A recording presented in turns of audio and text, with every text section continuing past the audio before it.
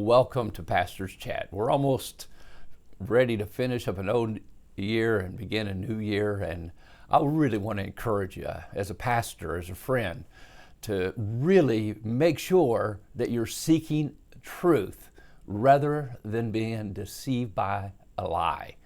Have you ever wondered what is the number one religion in the world today? I mean, what is the largest religious belief on planet Earth today? Well, some would say Christianity. Others might say Islam. Others might say Hinduism. Others might come up with something else. Well, my friend, I'm convinced the number one religious belief in the world today is secular humanism. Now, a humanist would not say it's a religion because they don't believe in religion. But a humanist is actually is practicing a religion without God. Matter of fact, from the American Humanistic Society, they have this quote by one of their leading humanists. Humanism is a philosophy of life that considers the welfare of humankind rather than the welfare of a supposed God or gods to be of a paramount importance. Humanism maintains there is no evidence of supernatural power ever needed or wanted anything from people, ever communicated to them, or ever interfered with the laws of nature to assist or harm anyone. Humanism's focus then is on using human efforts to meet human needs and wants in the world. History shows that those efforts are most effective when they involve both compassion and the scientific method, which includes reliance on reason, evidence, and free inquiry.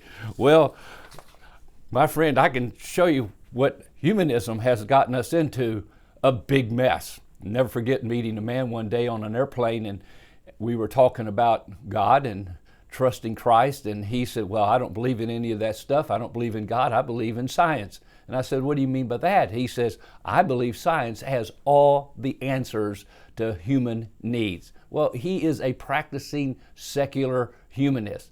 The sad thing is, most Christians are practicing secular humanism. You know what that means? That means we're trusting in ourselves. We're believing in ourselves rather than believing in the God who created us.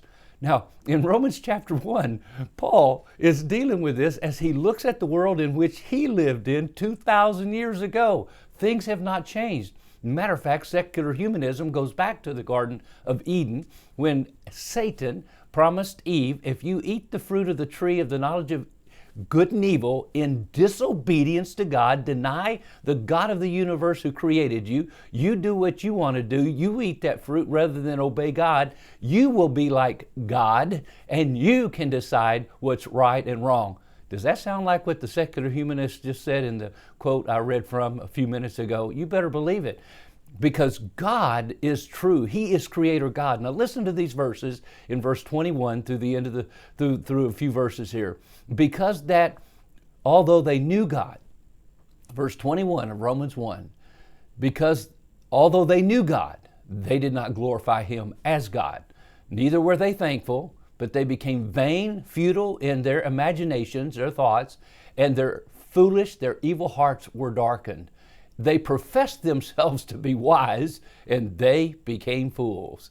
And they changed the glory of the incorruptible God into an image made like to corruptible man, and birds, and four-footed animals, and creeping things. Therefore God also gave them up to uncleanness in the lust of their hearts, to dishonor their bodies among themselves, who exchanged the truth of God for the lie. What lie? The lie that Satan started in the Garden of Eden. You can worship yourself. You can be a humanist. You can believe that you have the answers to the needs of mankind. And they worshiped and served the creature rather than the Creator, who is blessed forever and ever. My friend, today as we close out an old year, I'm just begging you, don't fall into the trap of believing the lie that you have the answers rather than God. And the way you find the answers is the Bible, God's revelation. Next year, I'm asking 2021, make a commitment.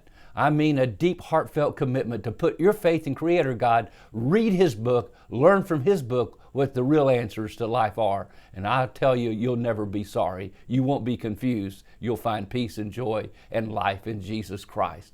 God bless you. Have a great end of the new year, and as you begin a new year. God bless. Have a great day.